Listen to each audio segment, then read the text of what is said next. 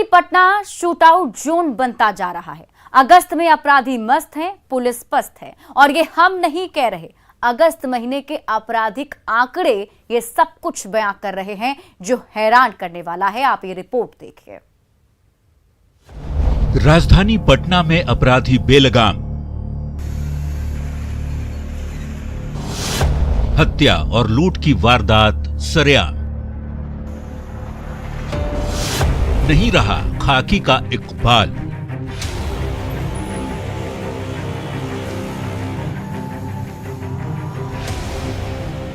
पटना जिले में अपराधियों के हौसले दिन प्रतिदिन बुलंद होते जा रहे हैं। इसका अंदाजा इस बात से लगाया जा सकता है कि 1 अगस्त से 12 अगस्त के बीच बदमाशों ने पटना शहर और जिले में 16 लोगों की हत्या कर दी।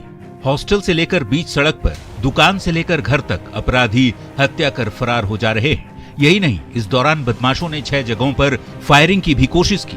पुलिस को खुली चुनौती दे रहे हैं। चाकूबाजी की 3 घटनाएं दर्ज की गई हैं। खास बात यह है कि हत्या, फायरिंग, लूट और चाकूबाजी करने के बाद एक भी अपराधी घटना के बाद फौरन नहीं पकड़े गए। यही वजह है कि बदमाश बेखौफ होकर राजधानी में आपराधिक वारदातों को अंजाम दे रहे हैं। ताजा मामला गोपालपुर थाना क्षेत्र के उदैनी के पास की है, जहां बाइक सवार हथियारबंद अपराधियों ने पिस्टल का भय दिखाकर एक स्वर्ण कारोबारी से सोने की चेन, लॉकेट और सोने की अंगूठी लूट ली।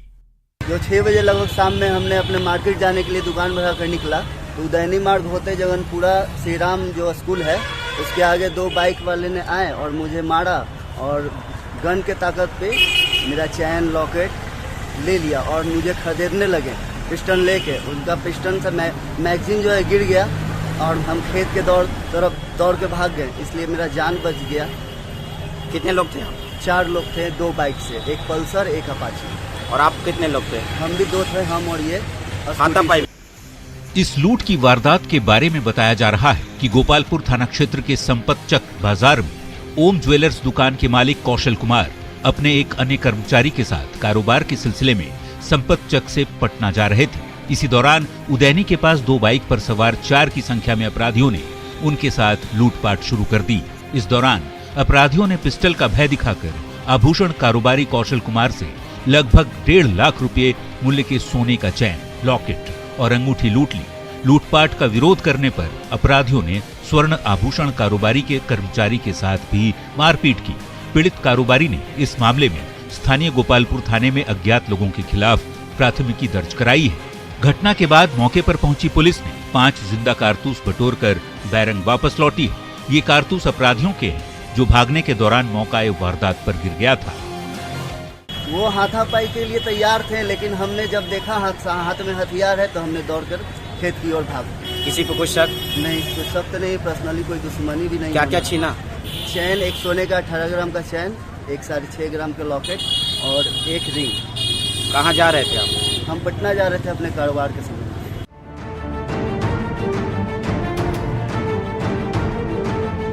ये कोई पहली वारदात नहीं है। इससे पहले भी बेखौफ बदमाशों ने 12 अगस्त को बेऊर में ट्रांसपोर्टर को गोलियों से भून दिया था।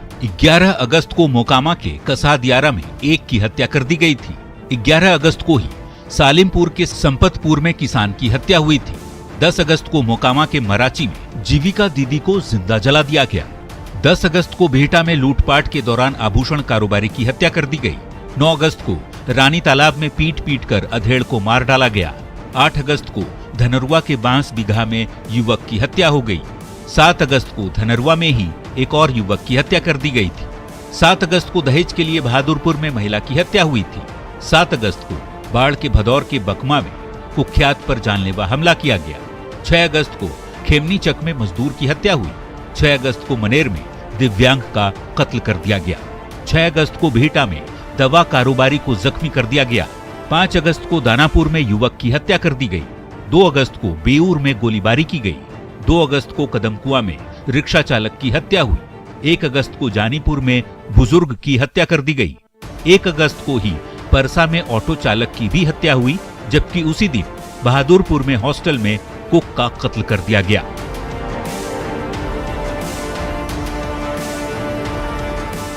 इससे आप अंदाजा लगा सकते हैं कि राजधानी पटना सहित पूरे जिले में अपराधियों के हौसले किस कदर बुलंद हैं। और पुलिस बदमाशों के सामने कितनी लाचार है। जिले में जुर्म का खुल्लम खुला खेल चल रहा है। अपराधियों के सामने सुरक्षा के तमाम दावे फेल हो रहे हैं। अगर समय रहते इस पर अंकुश नहीं लगा तो जवाब देना भारी पड़ जाएगा। न्यूज़ 18 के लिए पटना से मनोज की रिपोर्ट।